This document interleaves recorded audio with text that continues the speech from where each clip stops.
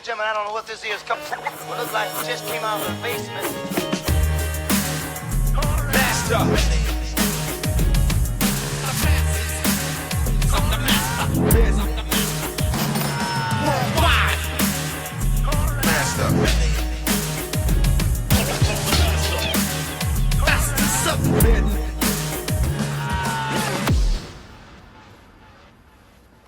Welcome back to another episode of MasterBetting.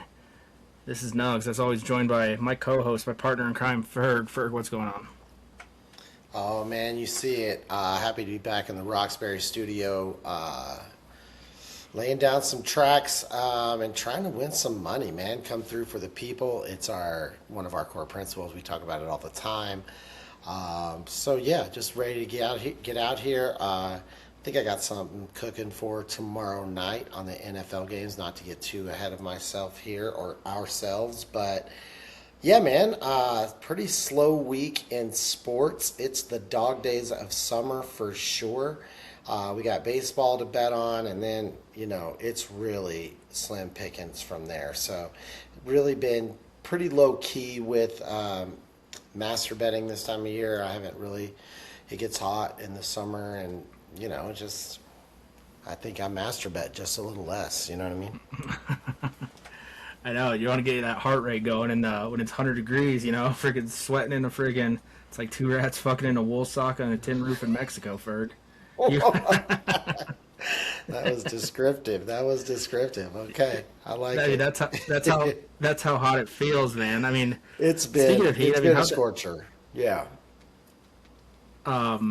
Yeah, I mean, and I've always said, and we've talked about it over the course of the summer, where we got lucky with, at least as a local sports fan, and I know you love the local Denver teams, but as far as the Nuggets and Avs carry you through, then we had the World Cup to follow, it felt like that was really a really good bridge to the NFL season, but not a lot going on in the NFL. We're going to talk about that, but Ferg, I got to ask before we really get into it, because I got a couple things I want to talk to you about, get your thoughts on, your humble opinion, but how are the kids holding up in this heat, man? You're doing four practices a week, and we're hitting triple digits some of these days.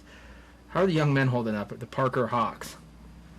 Well, look, man, this is where I could get cliche and say this is what separates the men from the boys, but we really are. It's just been. We're losing some of the kids. I'll tell you that. It's not like physically losing them, but they are gassing out, and you are seeing, seeing some. Hate to say it, some of the weakness exposed. You know what I mean? So, that's what the summer's for. Get the kids going through it in the heat, and it's just gonna make them better when it cools down, and it's starting to do that. I feel like we're verging on small talk here with the weather, but it really is starting to cool down here into August. So hopefully these kids can use this time to get stronger and get their stamina up. When's the first game? Let's see. Not this weekend, but next. August 22nd. It's a Saturday. And, yeah. We have a bye week 2, which is interesting. But we've got first game on August 22nd. It's at noon, I believe. Come on out, Nugs. Love to have you. Send me the address. I'll check it out.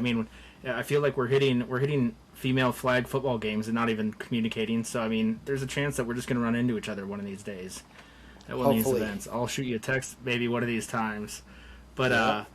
Right on, Ferg. Yeah, you'd mentioned it, and we threw a master bet out on social media today, and it kind of, I wouldn't say it's one of our finest moments, so didn't really hit. But I do want to share, I guess, a little bit of something that I want to touch on, and I guess we'll start with baseball here, Ferg. Is the Yankees under. We have been saying it on these airwaves, on this podcast now for a number of weeks, and I feel like, and it's something I probably should be tracking a little bit closer, But more often than not, that under's hitting, and it's still paying out. You sent me a text early last week, and that seems to be a pretty safe bet still. Yeah, I definitely started paying attention to that with when you started talking about it. And again, I haven't tracked it either, but it's the dog days of summer. I'm not I made jokes about it earlier just a second ago, but legitimately, I'm not doing the kind of betting right now. I'm not master betting quite near as much. And so, but I have been including that in the few bets that I've been placing here and there, and it's hit every time I've placed it over the past week, which is probably 3 times. Something else cooked the parlay, but that Yankees under has been delivering. Yeah, so if you're listening, please, we've been talking about it for the past several weeks. Pay attention to that. I mean, and I'm saying that if you see 6.5, maybe just stay away from it altogether. But if you see Yankees money or over under at 8.5 or above 9.5, 10.5 runs, hammer that under. I'm telling you, hammer that under. Well, I'll tell you right now, I've got some interest in that game right now, and the Yankees are down 4-1 as we speak. So that one's 6, and I think it's in maybe the 4th or 5th inning. Yeah, no, it's the top of the 3rd. So this one looks like it's potentially headed for the over as we speak on it, but it's too late to bet on it now, right? So hammer it later. Get it. Hammer the under. We're coming to you. We're recording on a Wednesday. This is probably coming out Thursday morning. As you're listening to us Thursday morning, hammer that Yankees under, and thank us later. Yep, exactly. Yeah, Ferg. I mean, you're talking about the dog days of summer, and I'd say my master betting has slowed down myself. But I do want to talk about a bet that we threw out last week, and we were this close to hitting. And I know that you didn't watch it, and I'm surprised that I wouldn't if you would have told me a month ago that I was going to spend a little bit of time on this. But that Hall of Fame preseason game between the Cardinals and the Panthers is probably the most exciting preseason NFL game I think that I possibly could have ever watched. And I know you didn't really watch it, but I want to run it back for you a little bit. Well, I will say this. You texted me, and I started paying attention to it and was watching it, and I saw the final drive, which we could talk. I mean, I know you're going to get into that, so I'll let you. I won't steal your thunder on that one, but I did watch the final drive, and yeah, man, it was an exciting game to watch, or at least what I saw. So I mean, it obviously helped the person I was watching it with, my wife. Shout out Dro. We were watching it together, and you've been at the crib, the OG studio.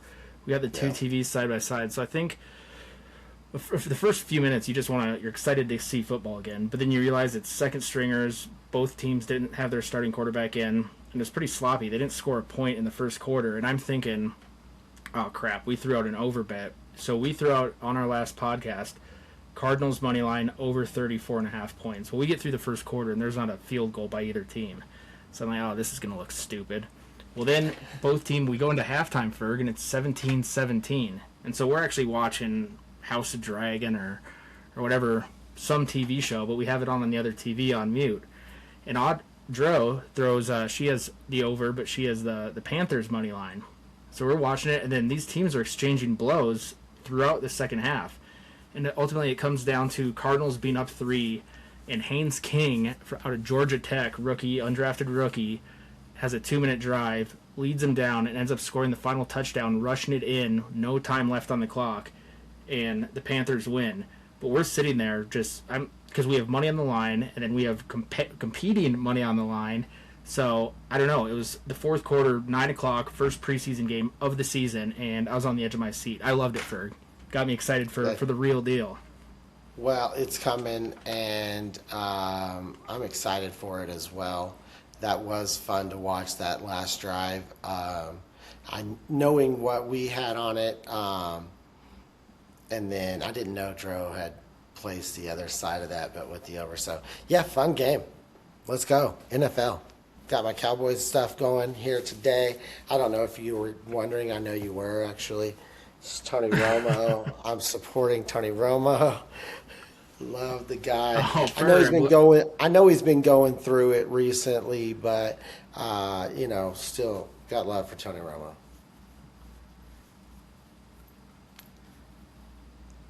Ferg, you got to say that again, brother.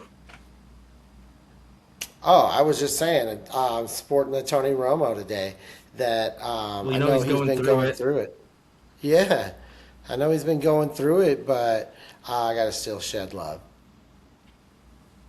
I feel you, and Spread I love. have seen the Spread body love. cam videos, and someone who's been in that situation, I can feel from as well. We all make mistakes, Ferg. We're all just trying to get better each and every day. You feel me on that. I did see the body cam footage, and I don't think he was. I mean, he looked happy. He didn't look that pissed off. Obviously, CBS has him on a hold right now, but he has $74 million left on that contract. So is CBS going to fire him and pay out $74 million? Either way, Tony Romo is going to be all right. He's got $74 million regardless. That is a guaranteed contract. I don't know, maybe there's a breach of ethics or something that CBS could find, but that's what an article I just read today. So I'm glad you brought it up because, man, we're grasping at straws for some of this NFL news right now. Well, man, I'm not judging him on that. Actually, the opposite. I'm on his side. I hope that it all works out okay. And, like you said, whatever is with CBS, even if it's he never sees another dollar, I think the guy's going to be just fine. And honestly, I thought he handled it kind of well. What's kind of cracked me up, though, is some of the videos that have been circulating where they have Tony Romo like dancing around and doing like saying weird stuff. It is kind of funny. Seen him driving with Tiger riding shotgun. Have you seen those? Yeah, it is what it is. Hey, at I've least he seen it. didn't get out and stab a delivery driver. He could be Mark Sanchez. A lot less money in the bank and much more serious charges. So, Yeah, still no for word sure. on that, but it could be a lot worse for former NFL quarterbacks in their off the TV, off the film transgressions. Yeah. But either way, yeah, Ferg. So really excited about that preseason game. It was a lot of fun. But now as we're going into this preseason, I know we're going to throw a bet out there because that's all we really have right now. Is we're going to throw out a preseason bet for week 1 of the preseason. But yeah, not a lot of news. So before we get to that bet, the only news that I can conjure up in the NFL right now is it has to do with quarterbacks, and the first one is Deshaun Watson is getting the start in Cleveland's first preseason game. So people are thinking that's a nod to Deshaun Watson being the starting quarterback over Shador, which isn't shocking given the amount of money that they have to pay Deshaun Watson. They gotta milk that, squeeze that orange or juice it for all it's worth, whatever the saying is. Yeah, that one. Yeah. Squeeze that lemon for every drop, Yeah. And then the other one is J.J. McCarthy being demoted in favor of Kyler Murray, which, again, is not a shocker. I think everyone saw coming. It was funny. J.J. McCarthy just seems completely diluted in his thoughts, and his response to it was, I can't really control these things.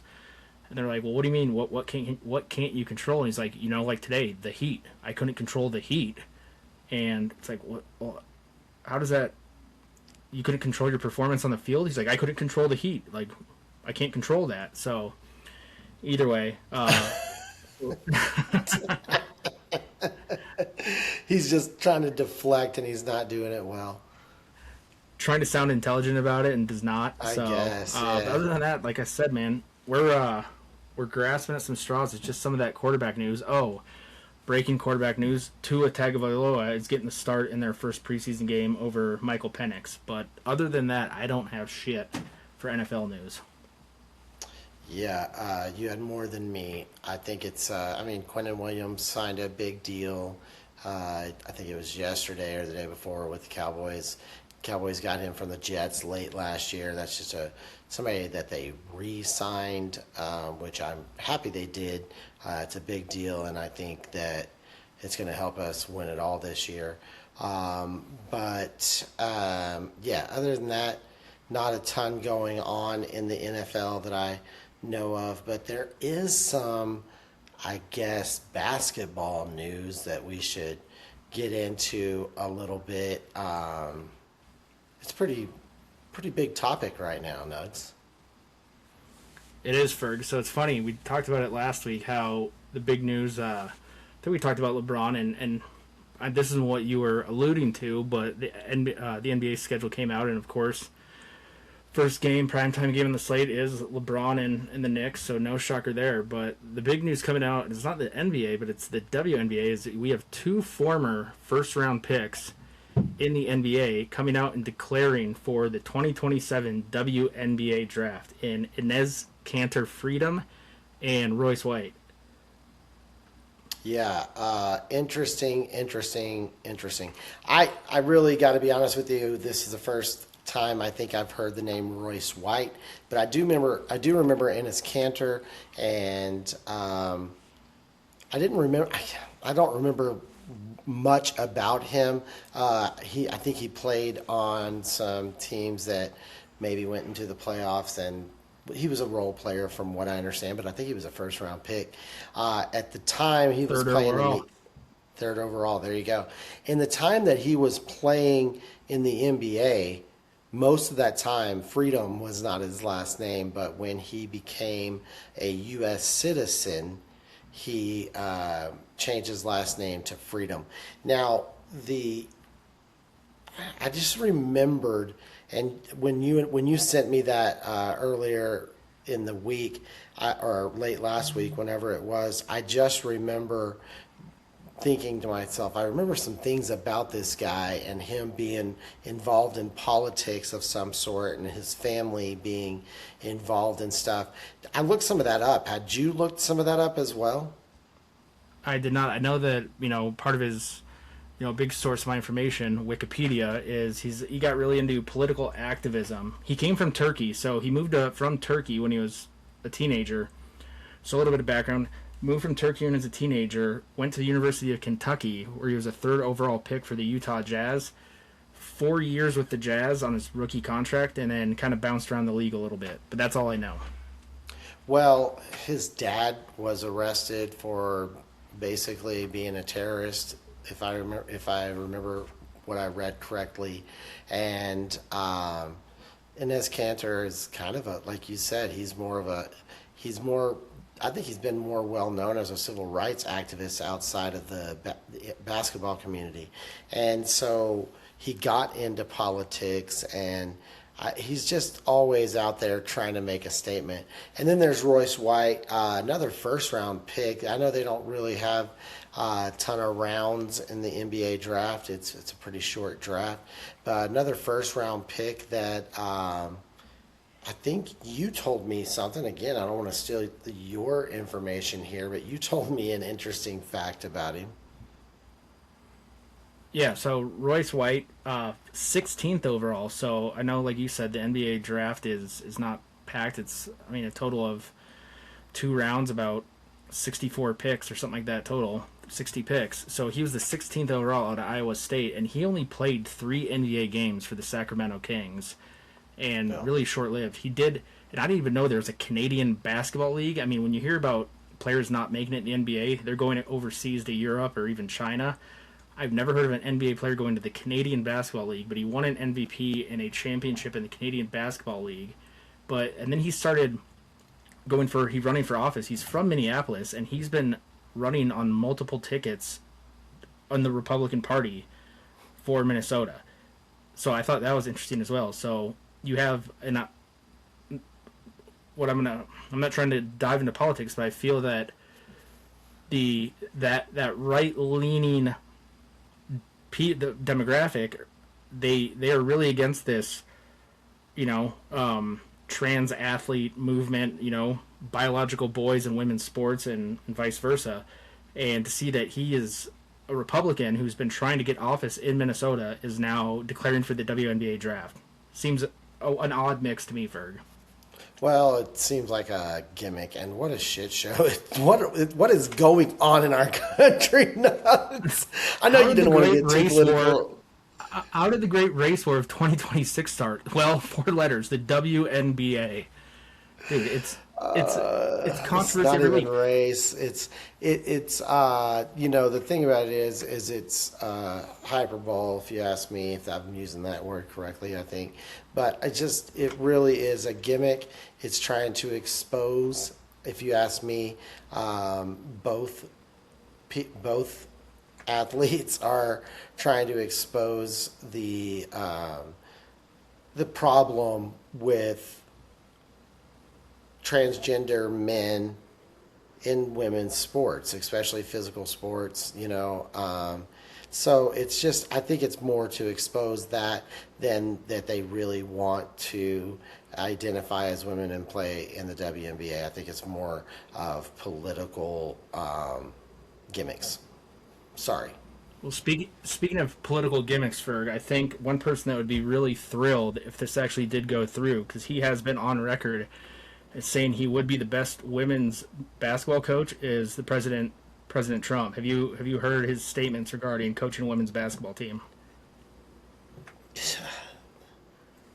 No. All right. All right, Ferg, buckle up. I want to play something for you. You ready? This is President Trump. Here we go. This is what we've turned into. Okay. Yep. Tell you what, if I were ever, I'd be the greatest women's basketball coach in history. Because I don't like LeBron James. I like Michael Jordan much better. But I'd go up to LeBron James. It doesn't matter. I'd say, LeBron, did you ever have any desire to be a woman? Because what I'd love you to do is star on my team that I'm building up. I will have the greatest team in history. They'll never lose. Nobody will come within 70 points of this team. Oh, God, that's funny, dude. That is fucking funny. That's hilarious and so on brand for that man, but...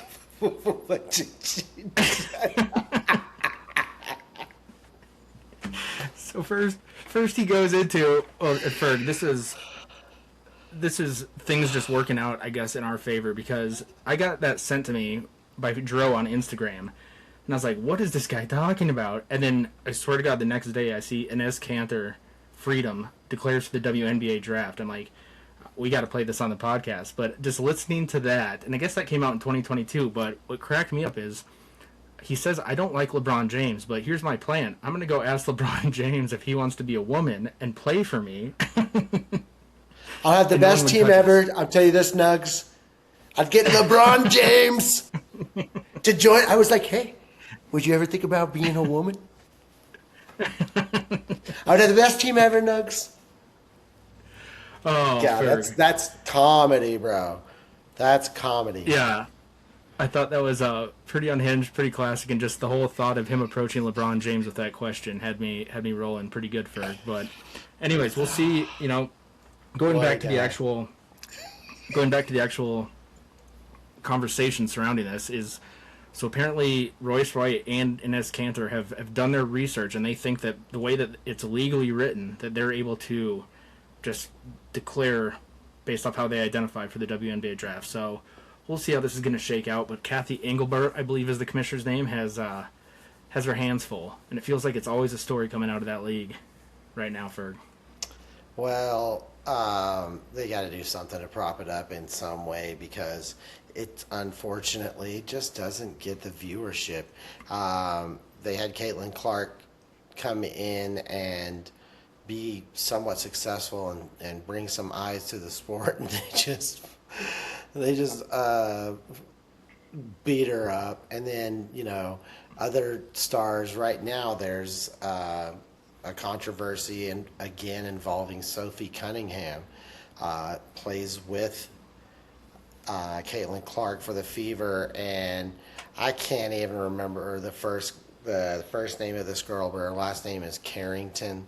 Her dad played in the NFL for a couple of years. She comes from a very affluent background and upbringing. Sophie Cunningham, from what they say had a little bit more of a modest upbringing, but Carrington came across her face and neck with a clearly flagrant 2, got ejected from the game, and then posted something about, or tweeted something about white privilege after the game. And, you know, it's just, I don't understand why I don't understand why this league has not, at this point, taken action against this kind of behavior.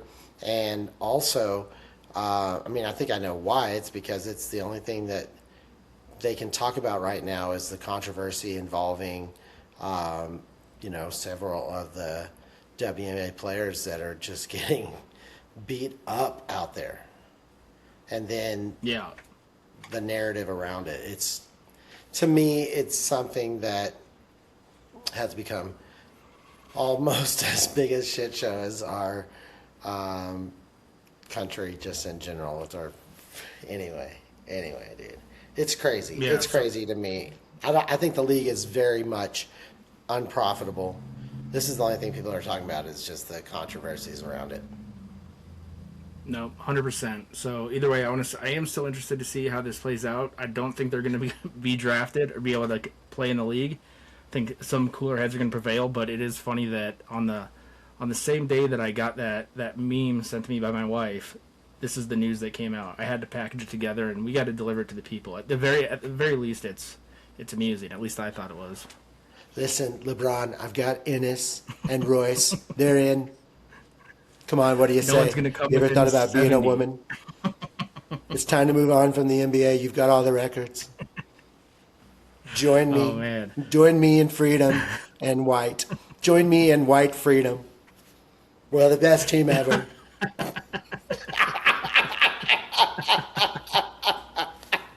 I mean, you couldn't write this better, bro. You couldn't write. I almost fumbled it. I almost fumbled it. We're the best team ever. No one's going to come within 70. Well, then, actually, so when they did announce We'll get this, Caitlin on board. So that soundbite that I played for you, Ferg, was actually from 2022. So I'm not sure why it took so long for me to find that, but it timed out perfectly. However, I really did try to Google search Trump and Inez Cantor, and Donald Trump Jr. did say he tweeted, when Inez Cantor gets into the league, he's going to break every record in his first season. So he's not wrong if that is allowed to happen. He's not wrong. I'm sorry, but the guy's 6'10". And a physical specimen, bro. Yeah, it's true. Oh, but Ferg. So that's really it, and not a whole lot of other content to talk about. I did want to run something by you before we transition to that. I want to go back to the NFL real quick, and I want to play not really a quick game, but I want to do a little rapid fire with you. All right? Yep. All right. So obviously, this past weekend we were talking about the Hall of Fame game. So we had Drew Brees, Adam Vinatieri, and some other guys make it. Oh, Luke Kuechly, which is crazy. He's younger than I am, Ferg. He was only played 9 seasons in the league. And don't get me wrong, he was a bad mother when he played, but he got. Anyways, so now they have the 2027 first ballot eligible Hall of Fame inductees for next year. What I'm gonna do is I'm gonna say the name. You just give me a quick yes or no. Sound good? Yeah, but I do want to go back to the Adam Vinatieri Hall of Fame speech. But let's do this rapid fire. Here we go. All right, Rob Gronk, Yeah. Adrian Peterson, Yeah. Ben Roethlisberger, Yeah. Richard Sherman, No. Cam Newton, No. Andrew Whitworth, No. Antonio Brown, No. Le'Veon Bell, No. Eric Weddle. Eric who? Weddle. No. And then Alex No. Mack. No. So That fourth name on the list, maybe. Richard Sherman. See, Yeah. I would put Antonio Brown over Richard Sherman. I mean, Richard Sherman was probably the best cornerback in the league for 2 years. But that happens to a lot of cornerbacks, I want to say, Ferg. But, I mean, when you look at Antonio Brown's stats, I think he's just so diluted with the crazy. I think it's something over like close to 10,000 receiving yards. He has over 1,000 receptions and 83 touchdowns. I mean, when you compare that to some people that have gotten in, just by the stats alone, he's comparable. But Yeah, I would don't know. say that I agree with that. His off the field antics, I think, are going to keep him out at least the first year. First ballot. Yeah. So that's the first ballot 2027 class. We will see, but Ferg, let's go back. I did hear about it, but I heard that something was said, but I didn't hear what it was. Adam Vinatieri it was about Bill Belichick, right? In his speech, or Well, I'll let yeah, you take it. there were a few. He called out Pat McAfee. He's like, Pat McAfee. He's like, love you, brother. He's like, because, McAfee was the punter for all those years in Indy, and he held all the kicks. And he was like, nobody liked to hold my balls more than my wife than you. And then he said something about Bill Belichick. He was like, he couldn't be here tonight. And he made a couple more comments about how Bill's schedule is this, that, and the other, and that he couldn't be at the Hall of Fame because he was supporting his 24-year-old wife's something. And so he called out that for Belichick not being there because he was with his wife supporting her charity or something.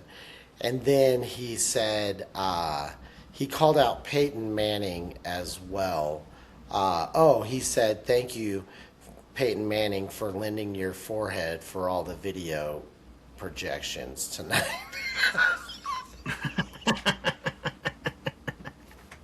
So he went full roast. Yeah, in his bro. speech. He thought it was a roast. But you remember, I mean, I believe he had to have been the one where Peyton Manning after the game was like, our idiot kicker gets liquored up and runs out at the mouth. Do you remember that?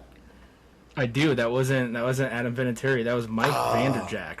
That was Vanderjagt. That's right. Okay. All right, I forgot. But anyway, he did. He took the opportunity to go full roast sesh. Took some digs. I like what he said to McAfee. That's pretty classic. Yeah, of course. You got to talk about that on MasterBetting for sure. No doubt.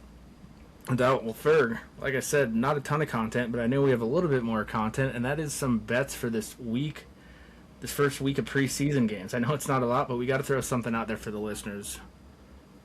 Yeah, 100%. I've got a preseason game that I'll give you. For the preseason games on Thursday night, pull that up right now. I'll run through it quickly. These are all money line bets, and I'll throw out I have one under bet. So it's Cincinnati, New England, Vegas, Chargers, Niners. All on the money line tomorrow, and under 40 points for the Pittsburgh Green Bay game. So what is that, a six-banger you just listed out for us? That is a six-banger. Yes, sir. Right on. Yeah, I only threw three, cut in half, but I agreed with you on one. I went another way. Then I just took one from Friday, just my hometown Broncos. But I went with the Cardinals over the Raiders. I think that the preseason is going to be the Cardinals Super Bowl. Have that bad taste of losing to Carolina in their mouth because they're not going to get close that much. They're not going to get much closer during the regular season. Looking at probably the number one overall pick. Anyways, give me the Cardinals over the Raiders. Give me the Niners over the Titans. And then give me the Broncos minus 4.5 against the Atlanta Hawks. Let's go. Click, clack. Ferg, like I said, multiple times now. Not a lot to get into, but still covered some ground. Anything else you got before we wrap it up for the week? No, I do not. It's been fun getting together. We come every week we just try to bring content. We're digging deep and finding some of the best sound bites. Anyway, hit us up. Show us your bets on social media. Check out what we're working with. We're trying to bring some heat. We're trying to bring some winners in the dog days of summer. And you know, let's get that money. Let's build that bankroll and start stacking some cash. Click, motherfucking clack. Click, motherfucking clack. Gorilla Pop, you know what's up. Tell you what, if I were ever, I'd be the greatest women's basketball coach in history. Sorry, wrong key. Gorilla Pop, take us out. Ladies and gentlemen, I don't know what this is. What looks like it just came out of the basement. Master.